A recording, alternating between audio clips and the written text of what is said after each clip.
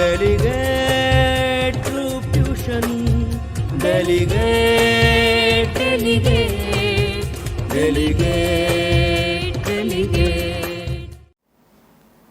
ચાલો મિત્રો, આપણે તમારું પાંચમું કાવ્ય રામબાણ એ ભણીશું. રામબાણનો સાહિત્ય પ્રકાર એ ભજન અથવા તો પદ. જો તમને પરીક્ષામાં રામબાણ કાવ્યનો સાહિત્ય પ્રકાર કહેવામાં આવે તો તમે ભજન પણ લખી શકો છો અને પદ પણ લખાય છે. રામબાણના કવિ છે ધના ભગત. એનો સમય 18મું શતક. હવે રામબાણ એટલે શું? તો કે રામબાણ એટલે પ્રભુની ભક્તિરૂપી બાણ. પ્રભુની ભક્તિનું બાણ એટલે રામબાણ. બાણ એટલે આમ તો વાગે, પણ આ રામબાણ એવું બાણ છે કે જેને વાગે, જેને પ્રભુની ભક્તિનું બાણ વાગે ને એ ઈશ્વરમય થઈ જાય અને એને ઈશ્વરનો સાક્ષાત્કાર થાય. તો આપણે આજે આવું કાવ્ય રામબાણ ભણીશું. પ્રસ્તાવના જોઈએ કે ભક્તિ કરતાં કરતાં ભજન રચનાર ધના ભગત એ ધોળા જંકશન તાલુકો ઉમરાળાના વતની હતા. તમને મિત્રો પ્રશ્ન પૂછાય કે રામબાણ કાવ્યના કવિ ધના ભગત એ ક્યાંના વતની હતા? તો ભાવનગર જિલ્લામાં આવેલા ધોળાના. રામબાણ એ કાવ્યના કવિ કોણ હતા? તો ધના ભગત. એવું તમારે યાદ રાખવાનું. એવું પણ પૂછે કે રામબાણ કાવ્યનો સાહિત્ય પ્રકાર, તો પદ અથવા તો ભજન. બેમાંથી તમે એક લખશો તો પણ સાચું જ પડશે. તો ભક્તિ કરતાં કરતાં ભજન રચનાર ધના ભગત એ ધોળા જંકશન તાલુકો ઉમરાળાના વતની હતા. આખું નામ ધના કેશવ કાકડિયા હતું. આ પણ તમે હેતુલક્ષી પ્રશ્નોમાં પૂછાય કે ધના ભગતનું આખું નામ શું હતું? તો ધના કેશવ કાકડિયા હતું. ખાસ યાદ રાખજો મિત્રો. પૂર્વાશ્રમમાં તેઓ લેવા પટેલ સમાજના હતા. લેવા પટેલ સમાજના એનો મતલબ ખેડૂત પરિવારના હતા. એટલે ખેતીવાડી, પશુપાલન આ જ એમનો મુખ્ય વ્યવસાય હતો. આજે ધોળા એટલે કે જિલ્લો ભાવનગર એ મુકામે તેમની સમાધિ છે. આજે પણ ધોળામાં તેમની સમાધિ છે. એમના જીવન વિશે ખૂબ ઓછી માહિતી પ્રાપ્ત થાય છે. એમનું અવસાન ઈસવીસન 1775માં થયું હતું. હવે એમના જીવનની બહુ માહિતી ખાસ પ્રાપ્ત થતી નથી, પણ એવો ખ્યાલ છે કે ધના ભગત એ પટેલ સમાજના હતા. એનો મતલબ ખેતીવાડી વિભાગ, ખેતીવાડી એ એમનો મુખ્ય વ્યવસાય હતો. એના પિતા એ પશુપાલન કરતા. ધના ભગત પણ મોટા થઈને પશુપાલનનો જ વ્યવસાય સંભાળ્યો હતો. ઈશ્વરની પ્રાપ્તિ માટે એણે એક જે ગોર હોય છે, જે ભગવાન આખો દિવસ ઠાકુરની પૂજા કર્યા કરતા હોય છે. ધના ભગત જે નાના છે ને એટલે એને રોજ વિચાર આવે છે કે આ વ્યક્તિ શું કર્યા કરે છે, આ પથ્થરની મૂર્તિને કેમ પૂજા કરે છે. તો એને પૂછવા જઈશ કે તમે આ શું કરો છો, કઈ રીતે એને પ્રસન્ન કરશો. ત્યારે ઓલો જે ગોર હોય છે, પૂજા કરનાર જે વ્યક્તિ હોય છે, એને એમ થાય છે કે આ બાળકને શું સમજ પડે. એટલે એ ધના ભગતથી છુટકારો મેળવવા માટે એને પથ્થરો એ વીંટીને આપી દે છે અને કહે છે લે આ તને ઠાકોર આપ્યા, એટલે કર એની પૂજા. હવે ધના ભગત એ તો ખરેખર આ પથ્થર જ ઈશ્વર છે એવું માનીને એ પથ્થરની સામે બેઠી રહે, એને ભોગ ધરાવ્યા કરે, એને જમાડ્યા કરે, એને આગતા સ્વાગતા કરે, એની સામે જ બેઠા રહે અને પથ્થરની એકવાર એમ કહે છે કે જો તમે જમશો નહીં ને ઠાકોર, જો મેં ભોગ લગાવ્યો તમે આરોગશો નહીં તો હું પણ નહીં જમું, હું એમને મારા પ્રાણના ત્યાગ કરી દઈશ. અને ધના ભગત આવી જ પરીક્ષામાં પાર ઉતરી અને એને ઈશ્વરની પ્રાપ્તિ થાય છે, ઈશ્વરનો સાક્ષાત્કાર થાય છે. એવા ભક્ત ધના ભગતનું અહીંયા વર્ણન છે. એનું જ આપણે અહીંયા કાવ્ય ભણવાનું છે. અહીં રામબાણ એટલે પ્રસ્તાવનાનો બીજો પેરેગ્રાફ કે અહીં રામબાણ એટલે પ્રભુની ભક્તિનું બાણ. અર્થાત પ્રભુ ભક્તિમાં ઘાયલ, લીન, તલ્લીન, તલ્લીન એટલે મગ્ન, આતુર બની જવું, એનામાં ખોવાઈ જવું. પ્રભુ ભક્તિમાં ઘાયલ બનીને લીન તલ્લીન બની જવું, જ્યાં જુઓ ત્યાં ઈશ્વર જ દેખાય એવા ધના ભગતનું અહીંયા વર્ણન છે. રામબાણ એ તપનું તીર ભક્તિ ભરેલું છે. રામબાણ એ એવું બાણ છે જે ભક્તિરૂપી બાણ છે એ તીર જો વાગે ને તો માણસ ઈશ્વરમય બની જાય એવું બાણ છે. એ જે જાણે છે ને એ જ માણે છે. માણવું એટલે એનો આનંદ લેવો. જેને પ્રભુ ભક્તિનું બાણ વાગ્યું હોય ને એને જ પ્રભુ કોણ કહેવાય. પ્રભુ એટલે શું, પ્રભુમાં તલ્લીન બની જવું એટલે ભક્તિ એટલે શું એનો ખ્યાલ આવે છે. એનો એ ભક્તિનો આનંદ માણી શકે છે. બાકી મૂર્ખ માણસોને ખબર નથી પડતી. વધારે પડતી ભક્તિ કરતા હોય તો બીજા લોકો ઠેકડી ઉડાડે કે જોતો જ મોટા ભક્ત નહીં ભાળ્યા હોય તો. એ તો ભક્તિને જ ખબર પડે કે ઈશ્વરનો ભક્તિમાં શું આનંદ છે. સિંહણનું દૂધ તો સિંહ બાળને જ જરે, તેમ પ્રભુના પ્રેમીઓને જ આ રામબાણ વાગે ને. જુઓ, સિંહણનું દૂધ તો સિંહ બાળને જ જરે. એનો મતલબ સિંહણનું દૂધ છે ને એવું એક કાવ્યમાં વર્ણન હતું કે સિંહણનું દૂધ એ એટલી તાકાતવાળું હોય છે કે ગમે એવા પાત્રમાં તમે લ્યો ને, હીન પાત્રમાં તમે લ્યો ને તો એ પાત્રને ફાડીને બહાર નીકળી જાય. એટલે દરેક વાસણને દરેક ધાતુને આ સિંહણનું દૂધ જરવાની એને સાચવી રાખવાની એનામાં તાકાત નથી હોતી. એ સિંહનું બાળ જ એ દૂધને જીરવી શકે, એ દૂધને પી શકે. એટલે એનો કહેવાનો મતલબ એવો છે કે સાચો ભક્ત હોય ને એ જ ભક્તિ કરી શકે, એ જ ઈશ્વરને પ્રાપ્ત કરી શકે, એ જ ઈશ્વરને માણી શકે, એની ભક્તિનો આનંદ લઈ શકે. અને આનો સ્થાયી રસ્તો મયુરધ્વજ રાજા જેવા જ પામી શકે છે. જેમ સિંહણનું દૂધ એ સિંહ બાળને જ જરે, એમ આમાં ભક્તિ એ કરનાર સાચા જે ભક્ત થઈ ગયા એનો અહીંયા ઉલ્લેખ છે ઉદાહરણ રૂપે. તો કે મયુરધ્વજ રાજા, મયુરધ્વજ રાજા છે એવા જ ઈશ્વરને પ્રાપ્ત કરી શકે, એ જ ઈશ્વરની સાચી ભક્તિ કરી શકે. હા, એ સિવાય અહીંયા કાવ્યની અંદર ધ્રુવ, પ્રહલાદ, સુખદેવ, મીરા, નરસિંહ જેવાની કથાઓ કેવી રીતે કે એને રામબાણ વાગ્યા એનું આબેહૂબ નિરૂપણ છે. પોતાની વેદના જ જાણે કે ઈશ્વર અનુસંધાનની સંવેદના બને છે. અહીં રામબાણ એ વેદના નહીં પરંતુ વરદાન રૂપ છે. જો બાણ વાગે ને તો એ વેદના ઉત્પન્ન કરે. વેદના એટલે પીડા. બાણ વાગે એટલે માણસને વેદના થાય. પણ અહીંયા તો એવા રામબાણની વાત છે કે જો રામબાણ વાગે ને તો એ પીડા નથી આપતું, એ વરદાન રૂપ બની જાય છે.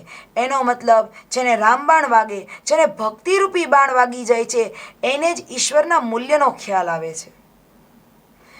એ માણસ માટે વરદાન રૂપ બની જાય છે. જો જે રામને નામે ઓળઘોળ કરે, એના માટે જ જીવે, એના માટે જ મરે, એટલે પ્રભુમય બની જાય. ઈશ્વર માટે જ જીવે, એના માટે જ મૃત્યુ પણ પામે. એનો મતલબ જીવન અને મરણ જેણે ઈશ્વરને જ સોંપી દીધા છે એવા ભક્તની વાત છે. એનું આ સમર્પણ એટલે બધું જ ન્યોછાવર કરી દેવું, ઈશ્વરમય બની જવું, આખું જીવન એ ઈશ્વરના ચરણોમાં ધરી દેવું, એવું સમર્પણ અહીંયા ભક્તોનું બતાવ્યું છે. અને આવા સાચા ભક્ત હોય ને એને જ રામબાણ વાગે. અને આ સમર્પણ એ અસાધુમાં થોડું સાંપડે એટલે પ્રાપ્ત થાય. આવું સમર્પણ કે આખા જીવનને મૃત્યુને બધું ઈશ્વરને સોંપી દેવું, આવું સમર્પણ એ અસાધુમાં થોડું સાંપડે. પ્રશ્નાર્થ. અસાધુ એટલે જે સંત નથી, જે સાચો સાધુ નથી, જે ભક્ત નથી, એવા વ્યક્તિને આ રામબાણ ન વાગે. રામબાણ વાગ્યા વિના મીરા ઝેર કેવી રીતે પીવે? મયુર ધ્વજના મસ્તક પર કરવત શી રીતે ફરે? અહીંયા એમ વાત છે કે રામબાણ વાગ્યા વિના મીરાબાઈનું ઉદાહરણ છે. આપણે જાણીએ છીએ કે મીરાબાઈ અને નરસિંહ મહેતા એ પણ કૃષ્ણના શ્રેષ્ઠ ભક્તો હતા. આપણે એમ કહીએ છીએ કે ઈશ્વરની પ્રાપ્તિ આપણને થતી નથી, પણ હકીકતની વાત તો એ છે કે મીરા અને નરસિંહ મહેતા એની જેવા ભક્ત આપણે નથી. જે રીતે સાચા હૃદયથી જે ઈશ્વરની પ્રાપ્તિ કરવા, ઈશ્વરની ભક્તિ કરવા એણે જીવન ન્યોછાવર કરી દીધું, એવું જીવન ન્યોછાવર કરવાની આપણામાં કોઈ તાકાત નથી. એટલે આપણને ઈશ્વર ન સાંપડે.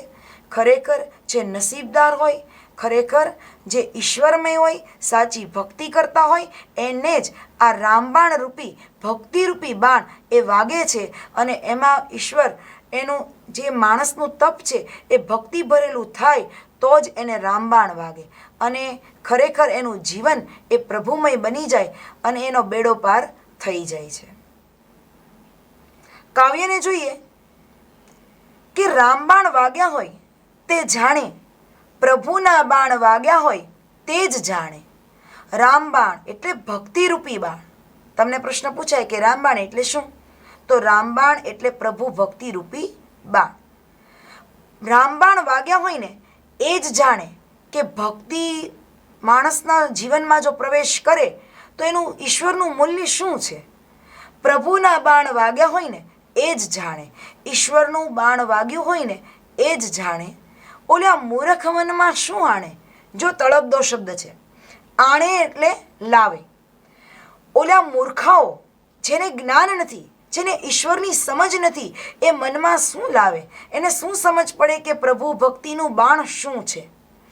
રામબાણ વાગ્યા હોય ને એ જ જાણે કે રામબાણ વાગવાથી જ મનુષ્યનો ઉદ્ધાર થાય છે. એ જ રામબાણનું મૂલ્ય સમજી શકે. મૂર્ખાઓને એની સમજ હોતી નથી. પછી જોઈએ કે ધ્રુવને લાગ્યા, પ્રહલાદને લાગ્યા, તે ઠરીને બેઠા રે ઠેકાણે. જો અહીંયા બે ભક્તોનો ઉલ્લેખ છે. ધ્રુવ છે એ ભક્તનું નામ તો તમે સાંભળ્યું જ હોય, જે અત્યારે આકાશમાં ધ્રુવ એક તારો બની ગયો છે. ધ્રુવ જ્યારે નાના હતા, હું તમને થોડીક એની સમજ આપું કે ધ્રુવ જ્યારે નાના હતા એ ધ્રુવ એની માતા ધ્રુવના પિતાનું નામ હતું ઉતાનપાદ. ધ્રુવના પિતાનું નામ હતું ઉતાનપાદ. ઉતાનપાદના એ દીકરા હતા. હવે ઉતાનપાદને બે પત્ની, એક સુનીતિ અને એક સુરુચિ. હવે સુનીતિ છે એના દીકરાનું નામ ધ્રુવ હતું અને સુરુચિને પણ એક દીકરો હતો. હવે ધ્રુવ અવારનવાર વિચારે છે કે એના પિતા છે ઉતાનપાદ એ સુરુચિને વધારે રાખે છે, એના દીકરા ઉત્તમને એનું પણ વધારે ધ્યાન રાખે છે, પણ ધ્રુવને બહુ લાડ લડાવતા નથી. પણ અચાનક જ ધ્રુવ એકવાર એના પિતા ઉતાનપાદના સિંહાસન પર બેસી જાય છે. ત્યારે ઉતાનપાદ પણ આ જોઈને રાજી થાય છે, પણ સુરુચિને, એની જે બીજી માતા છે, એને આ ધ્રુવનો વ્યવહાર ગમતો નથી. એટલે એ ધ્રુવને સિંહાસન પરથી નીચે ઉતારી દે છે અને ઢસડતી લઈ જાય છે અને કહે છે કે આ સિંહાસન પર તારો અધિકાર નથી. જો તારે ખરેખર સિંહાસનનો અધિકાર જોઈતો હોય તો તારે મારા ગર્ભથી અવતાર લેવો પડશે. એનો મતલબ સુરુચિને પોતાનો દીકરો આ સિંહાસન પર બેસે એવી ઈચ્છા હોય છે અને ધ્રુવને એ અવગણના કરે છે. ધ્રુવને મનમાં બહુ દુઃખ થાય છે કે એની બીજી જે માતા છે સુરુચિ, એ એનો ખ્યાલ રાખતી નથી, એનો સ્નેહ કરતી નથી. હવે પોતે ધ્રુવ રડતો રડતો જાય છે અને એની માતા સુનીતિને કહે છે કે માતા છે એ આવી રીતે અપમાન કર્યું અને મને સિંહાસન પરથી નીચે ઉતારી દીધો અને મને કીધું કે મારો સિંહાસન પર કોઈ અધિકાર નથી. હે માતા, આ અધિકાર મને કેવી રીતે મળશે?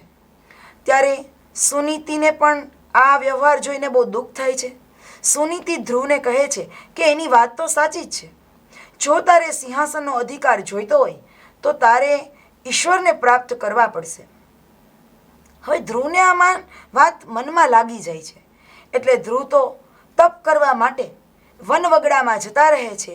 ત્યાં એને રસ્તામાં નારદ મુનિ બને છે. એની પ્રેરણાથી એ ઈશ્વરનું, નારાયણનું સ્મરણ કરે છે અને પોતે મોટા ભક્ત બની જાય છે અને ધ્રુવને તપ કરીને ઈશ્વર એનો સાક્ષાત્કાર થાય છે, એને દર્શન આપે છે અને ધ્રુવ દર્શન પામીને, ઈશ્વરના દર્શન પામીને ધ્રુવ એના પોતાના પિતાના ઘરે આવે છે, ઉતાનપદના રાજ્યમાં, અને કહે છે ઉતાનપાદ બહુ ખુશ થાય છે, એની માતા બહુ ખુશ થાય છે અને ધ્રુવ છે એ ઈશ્વર એને વરદાન આપે છે અને આકાશમાં એને તારાનું સન્માન મળે છે અને સ્થાન પામે છે.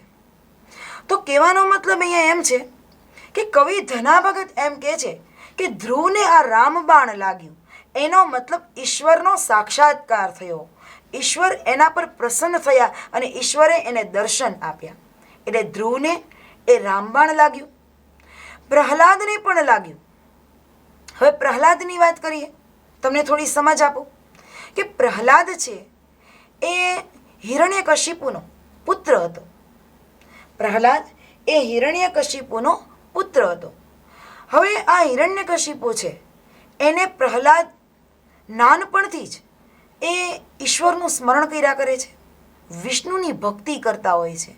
પણ આ ભક્તિ એના ઘમંડી અભિમાની એવા પિતા એ હિરણ્યકશિપુને જરા પણ ગમતું નથી. અવારનવાર એ પ્રહલાદને સમજાવે છે કે તું આ વિષ્ણુની ભક્તિ ના કર. અવારનવાર પ્રહલાદને આની સમજણ આપી, પણ પ્રહલાદ એકના બે નથી થતા. એ નારાયણની ભક્તિ જ કર્યા કરે છે. ઘણી સમજણ પછી પણ પુત્ર કંઈ માનતો નથી, એટલે ગુસ્સા સાથે હવે હિરણ્યકશિપુએ પ્રહલાદને મારી નાખવાનું એક કાવતરું ઘડ્યું. જો પિતાનો ગુસ્સો એના પુત્રને ભક્તિ કરતો નથી જોઈ શકતા, એટલે એને મારી નાખવાનું કાવતરું રચે છે. અને તમે લોકોએ આ સાંભળેલું જ હોય કે હિરણ્યકશિપુની એક બેન હતી જેનું નામ હતું હોલિકા. હોલિકાને ઈશ્વરનું, શંકર ભગવાનનું વરદાન છે. એક ચાદર મળી છે, એક ચૂંદડી મળી છે કે એ અગ્નિમાં એ ચૂંદડી બળશે નહીં. એટલે કાવતરું ઘડ્યું. એટલે હોળીના દિવસે જ આ હોલિકાએ પોતે ચૂંદડી ઓઢી જાય છે અને પ્રહલાદને પોતાના ખોળામાં લઈને અને અગ્નિમાં બેસી જાય છે. અગ્નિમાં બેસી જાય છે, પણ ઈશ્વર જેને તારે છે ને એનો કોઈ હટાવી શકતું નથી. એટલે ઈશ્વરના જેના પર આશીર્વાદ છે, જેને રામ રાખે એને કોણ ચાખે? ખુદ ઈશ્વર જેની રક્ષા કરતો હોય એને કોઈ એનું બગાડી નથી શકતું. એટલે હોલિકા તો પોતાના ખોળામાં પહેલાં પોતે ચૂંદડી ઓઢી ગઈ અને ખોળામાં ઓલા પ્રહલાદને છૂટો રાખી અને બેસી ગઈ. ખોળામાં રાખીને પોતે ચૂંદડી ઓઢી લીધી, જેથી કરીને અગ્નિ તેને બાળી ન શકે અને પ્રહલાદ એ અગ્નિમાં નાશ પામે, બળી જાય. એવું કાવતરું ઘડીને એ બેઠી અને ઈશ્વરે એક પવનની લહેરખી આપી અને ચાદર છે એ હોલિકા પરથી નીકળી ગઈ અને પ્રહલાદને વીંટળાઈ ગઈ અને હોલિકા એ અગ્નિમાં ભસ્મ થઈ જાય છે અને પ્રહલાદ એ બચી જાય છે. આવી રીતે પ્રહલાદે સાચી જે વિષ્ણુ ભક્તિ કરી, સાચું જે ઈશ્વરનું સ્મરણ કર્યું, એનાથી પ્રહલાદ બચી જાય છે. અને કાવતરું ઘડનાર એની જે ફૈબા છે એ હોલિકા, એનું દહન થાય છે. ત્યારથી આપણે હોળીના દિવસે આ અગ્નિ તાપણી એટલે અગ્નિ પ્રગટાવીએ છીએ આ ઘટનાનું સ્મરણ કરવા માટે. તો એ કાવ્યમાં કહેવાનો મતલબ એવો છે કે ધના ભગત એમ કહે છે કે રામબાણ જેને વાગે ને એ જ જાણે. મૂર્ખાઓ આ ભક્તિને જાણી શકતા નથી. ધ્રુવને આ રામબાણ વાગ્યું, પ્રહલાદને એ સાચો ભક્ત હતો એટલે એને પણ રામબાણ લાગ્યું. એનો મતલબ એ પણ ઈશ્વરમય બની ગયો, ઈશ્વરના દર્શન થયા. તે ઠરીને બેઠા રે ઠેકાણે, એનો મતલબ ઈશ્વરે એનો ભવસાગર પાર કર્યો, એને તારી દીધા અને એ ઠરીને એ ઠેકાણે સ્થાને બેસી ગયા. એનો મતલબ ધ્રુવ અને પ્રહલાદનો ઈશ્વરે ઉદ્ધાર કર્યો. ગર્ભવાસમાં સુખદેવજીને લાગ્યા એ તો વેદ વચન પ્રમાણે. વેદોના વચનોમાં, વેદોમાં એવો ઉલ્લેખ છે કે ગર્ભવાસમાં સુખદેવજીને લાગ્યા. સુખદેવજી છે એ પોતે પરીક્ષિત રાજા, અર્જુનનો પુત્ર અભિમન્યુ. અભિમન્યુ અને ઉત્તરા એ બંનેના પુત્રનું નામ છે પરીક્ષિત રાજા. હકીકતમાં પાંડવો અને કૌરવો એ મહાભારતના યુદ્ધમાં કૌરવો મૃત્યુ પામે છે. પાંડવોને પણ આ રાજપાટ છે એ ભોગવી શકતા નથી, કારણ કે રાજપાટ વિજેતા તો થઈ જાય છે, એ જીતી તો જાય છે, પણ પછી એનો ત્યાગ કરી અને વનવગડામાં નીકળી પડે છે અને રાજપાટ પર બેસવાવાળું કોઈ નથી રહેતું, પણ એનો વારસ નથી રહેતો. પણ અભિમન્યુ પણ મૃત્યુ પામે છે, અર્જુનનો પુત્ર. પણ અભિમન્યુનો જે દીકરો છે, જે ઉત્તરાના ગર્ભમાં હોય છે, જેનું નામ છે પરીક્ષિત રાજા. આ પરીક્ષિત રાજા એ હસ્તિનાપુરની ગાદીમાં એ બિરાજમાન થાય છે, રાજપાટ ભોગવે છે. તો આ પરીક્ષિત રાજા, ફરી એકવાર, અર્જુનનો પુત્ર અભિમન્યુ અને અભિમન્યુનો પુત્ર પરીક્ષિત રાજા. આ પરીક્ષિત રાજા એ હસ્તિનાપુરની રાજગાદી પર બિરાજમાન થાય છે, એ રાજપાટ ભોગવે છે. અને આ પરીક્ષિત રાજાને શ્રીમદ ભગવદ્ ગીતા એ સંભળાવનાર એ સુખદેવજી છે. સુખદેવજી છે એણે શ્રીમદ ભગવદ્ ગીતા એ પરીક્ષિત રાજાને આખી સંભળાવી. સુખદેવજી છે એ વ્યાસજીના પુત્ર છે. સુખદેવજી છે એ વ્યાસના પુત્ર છે અને એણે પોતાના પિતા વ્યાસ પાસેથી આખું શ્રીમદ ભગવદ્ ગીતા સાંભળ્યું હતું. હવે આ સુખદેવજી છે એ પોતાની માતાના ગર્ભમાં સુખ એટલે પોપટ બનીને એ 12 વર્ષ સુધી રહ્યા. એટલે આવી રીતે સુખદેવજીને આ વેદ પુરાણ આ બધા શાસ્ત્રો પોતાના પિતા પાસેથી એ બધું મોઢે થઈ ગયેલું છે. એટલે સુખદેવજીને પણ આ ઈશ્વરના જ્ઞાનરૂપી બાણ વાગી ગયું છે. એટલે એને પણ ઈશ્વરની પ્રાપ્તિ થઈ છે. એ તો વેદ વચન પ્રમાણે વેદોમાં આની વાત આવે છે. પછી અહીંયા તમે જોયું કે ધ્રુવને લાગ્યું રામબાણ, પ્રહલાદને લાગ્યું, સુખદેવજીને લાગ્યું. હવે ચોથા ભક્ત આવે છે મોરધ્વજ. મોરધ્વજને પુરાણોમાં મયુરધ્વજના રામે પણ ઓળખાય છે, મયુરધ્વજ રાજા. તો મોરધ્વજ રાજાનું મન હરી લેવા હરી આવ્યા જે ટાણે, લઈ કરવત મસ્તક પર મેલ્યું, પત્ની પુત્ર બેઉ તાણે. આનો પણ પ્રસંગ તમે કદાચ સાંભળેલો ન હોય એટલે એની તમને થોડીક વાત કહું કે મોરધ્વજ રાજા મયુરધ્વજ રાજા છે એ પણ એક ઈશ્વરના શ્રેષ્ઠ ભક્ત રહી ચૂક્યા છે. જ્યારે ખરેખર મહાભારતનું યુદ્ધ પૂરું થયું ને એ વખતે અર્જુનમાં અભિમાન ઉત્પન્ન થાય છે. અર્જુન કૃષ્ણને કહે છે કે હે વાસુદેવ, મારી જેવો શ્રેષ્ઠ ભક્ત તમારો ક્યાંય છે જ નહીં. કૃષ્ણ ભગવાન કે એવો ઘમંડ ન કર, તારી કરતાં પણ શ્રેષ્ઠ ભક્ત અને શ્રેષ્ઠ દાની એ મારા બીજા પણ છે. ચાલ, જો તને એમ વહેમ હોય, જો તને એવો અહંકાર હોય તો ચાલ તને એના દર્શન કરાવું. એટલે હું તમને વાત ટૂંકમાં કહીશ કે હવે રતનપુર ગામે ગયા. હવે રતનપુર જાય છે અને ત્યાં મોરધ્વજ રાજા, એ મોરધ્વજ રાજા ત્યાં હોય છે. એટલે અર્જુન અને કૃષ્ણ ભગવાન બંને બ્રાહ્મણ વેશ લઈને જાય છે અને સાથે એણે ત્રીજો એક યમરાજ તરીકે સિંહને સાથે લીધો. અર્જુનને કહે છે, ચાલ તારે કોઈ મારા ભક્તના દર્શન કરવા છે ને, ચાલ આપણે બ્રાહ્મણ વેશ લઈને જઈએ. એટલે એ મોરધ્વજ રાજાના નગરમાં ગયા. કૃષ્ણ અને અર્જુન બંને બ્રાહ્મણ વેશ ધારણ કર્યો છે, સાથે ત્રીજો યમરાજ રૂપી સિંહને સાથે લીધો. મયુરધ્વજ રાજાને કૃષ્ણ કહે છે, એટલે કે એ બ્રાહ્મણ તરીકે રૂપ લીધેલા કૃષ્ણ કહે છે કે હે રાજા, અમે કેટલાય સમયથી ફરીએ છીએ, એટલે એમ કે તું જો દાન દેવા ઈચ્છતો તો અમારો આ સિંહ છે ને એ કેટલાય દિવસોનો ભૂખ્યો છે અને અમારો આ સિંહ એ મનુષ્યનું માંસ જ ખાય છે. તો જો તમે દાન કરવા ઈચ્છતા હો તો મારા સિંહને દાન દો, એને મનુષ્યનું માંસ ખવડાવો. મયુરધ્વજ રાજા તો શ્રેષ્ઠ ભક્ત છે કે હે બ્રાહ્મણ, તમે મારા ઘરે આવ્યા છો, મારે ત્યાં આવનારું કોઈ એમને એમ જતું નથી, તો પછી ખમો, મારું જ માંસ હું તમને ખવડાવું. પહેલાં તો એમ કહે છે કે તમારી પત્નીનું, તમારા દીકરાનું એ સહિતનું માંસ મારા સિંહને ખવડાવો. એટલે પોતાના પુત્રનું માંસ ખવડાવો પણ તે રાજી થઈ જાય છે અને કરવત એના દીકરાના મસ્તક પર તાણે છે.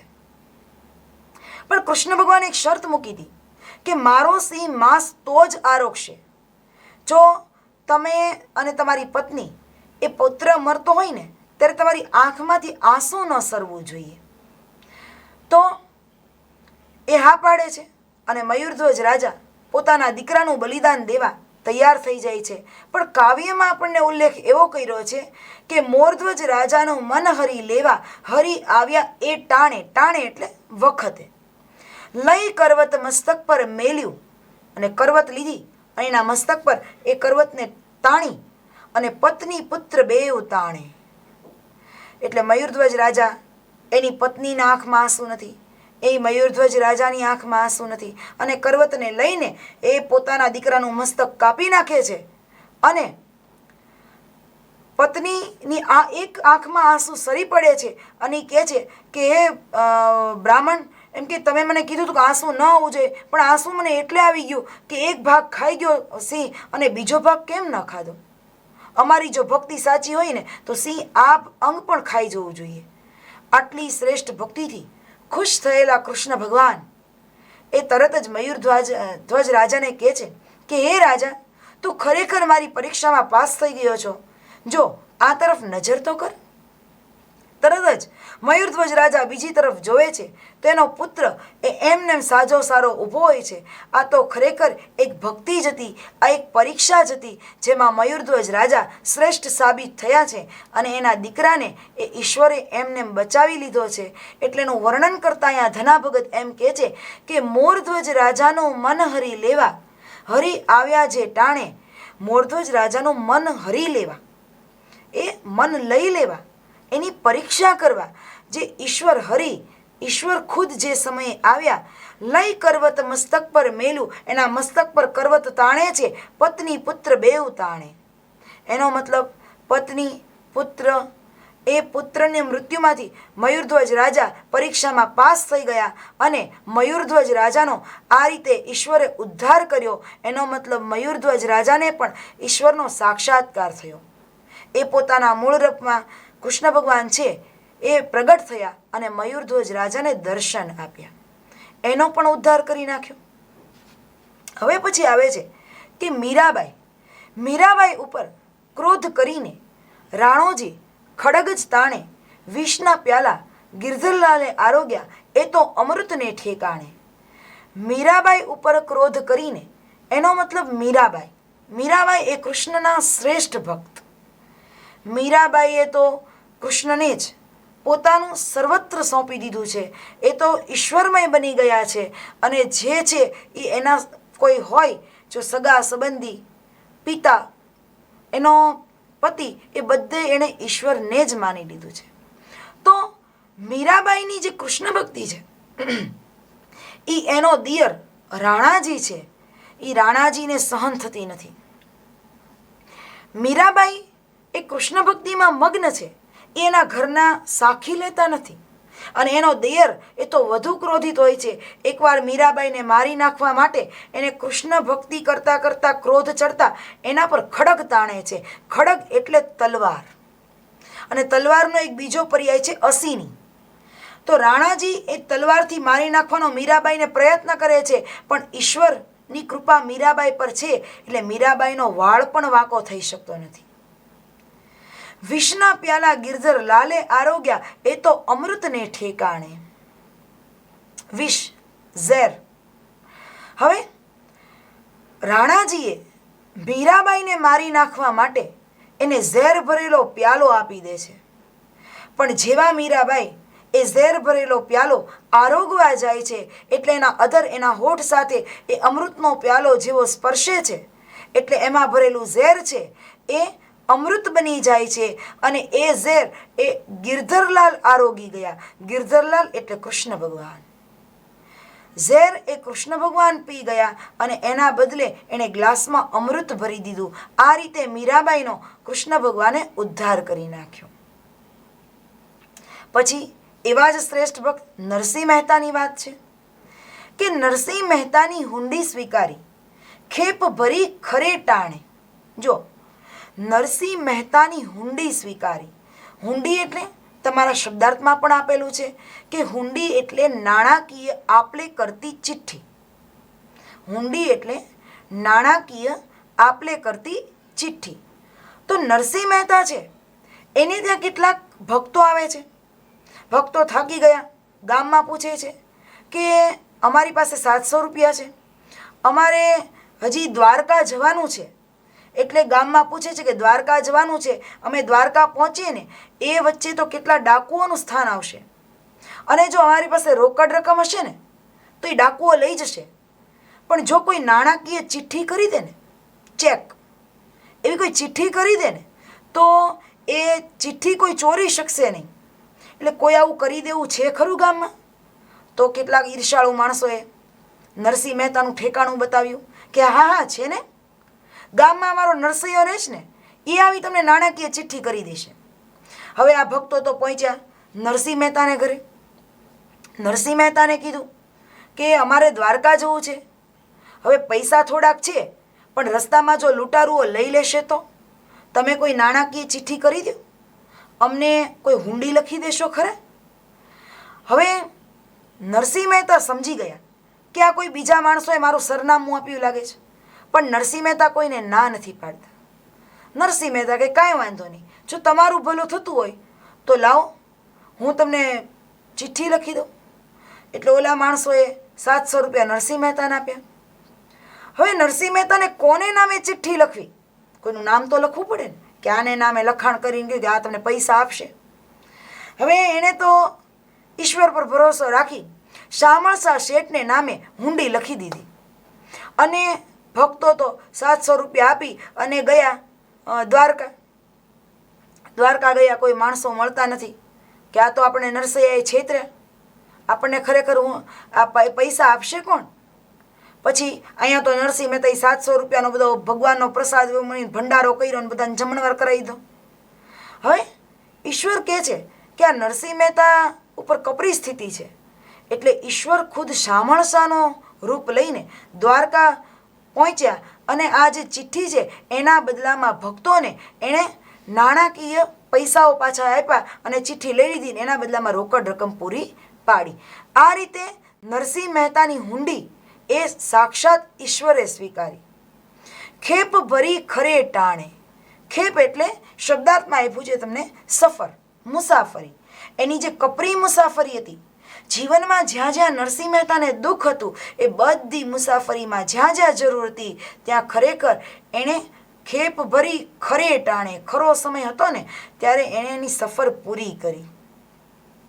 નરસિંહ મહેતાની સહાય કરી છે. આગળ સંત અનેક ઓધાર્યા. ઓધાર્યા એટલે ઉદ્ધાર થયો. ધના ભગત કહે છે કે નરસિંહ મહેતાની હુંડી પણ સ્વીકારી ઈશ્વરે અને એની મુસાફરીમાં જેટલી વિકટ પરિસ્થિતિ આવતી હતી, એની ખરાબ પરિસ્થિતિ આવતી હતી, ત્યાં ઈશ્વરે ખરે ટાણે એની મુસાફરી પૂરી કરી છે, સફર પૂરી કરી છે, એની મુશ્કેલી દૂર કરી છે. અને એ સિવાય આ જો ધ્રુવ, પ્રહલાદ, સુખદેવજી, મયુરધ્વજ રાજા, મીરાબાઈ, નરસિંહ મહેતા, આવા તો અનેક આગળ ભક્તો થઈ ગયા. આગળ સંત અનેક ઓધાર્યા, અનેક સંતોનો ઉદ્ધાર થઈ ગયો. એવું ધનો ભગત ઉર આણે. એવો ધના ભગત ઉર મનમાં આણે છે, મનમાં લાવે છે કે આવા તો કેટલાય ભક્તો થઈ ગયા કે જેને આ રામ ભક્તિ, પ્રભુ ભક્તિનું બાણ વાગ્યું છે અને અનેક સંતોનો ઉદ્ધાર થઈ ગયો છે. એટલે આવા ભક્તિરૂપી જો બાણ વાગે તો એ જ સમજે કે આ બાણ વાગે તો પરિસ્થિતિ શું થાય, તો એ જ માણસ ઈશ્વરમય બની જાય. બાકી મૂર્ખાઓ આ વાતને સમજી શકતા નથી. એવું આ કાવ્ય અહીંયા પૂરું થાય છે. રામબાણ. આપણે શબ્દાર્થ જોઈ લઈએ. ધ્રુવ. ધ્રુવ એટલે આમ તો એનો અર્થ થાય સ્થિર, નિશ્ચિત. પણ અહીંયા ધ્રુવનો જે ઉલ્લેખ છે મેં તમને કાવ્યમાં કીધો એ પ્રમાણે ઉતાનપાદનો પુત્ર. પ્રહલાદ એ હિરણ્યકશિપુનો પુત્ર, મેં તમને વાર્તા કીધી છે. સુખદેવ એ વ્યાસનો પુત્ર. મોરધ્વજ એક પૌરાણિક રાજા, મયુરધ્વજ રાજા, એની પણ આપણે વાત કરી. ખડગ. ખડગ એટલે તલવાર. જો તમને 3 સમાનાર્થી સામસામા આવશે. ખડગ એટલે તલવાર, અસીની, ખાંડુ, આ બધા શબ્દાર્થી યાદ રાખવાના. હુંડી. હુંડી એટલે નાણાંની આપલે માટેની ચિઠ્ઠી. ખેપ. ખેપ એટલે સફર. ઓધાર્યા એટલે ઉદ્ધાર કર્યો.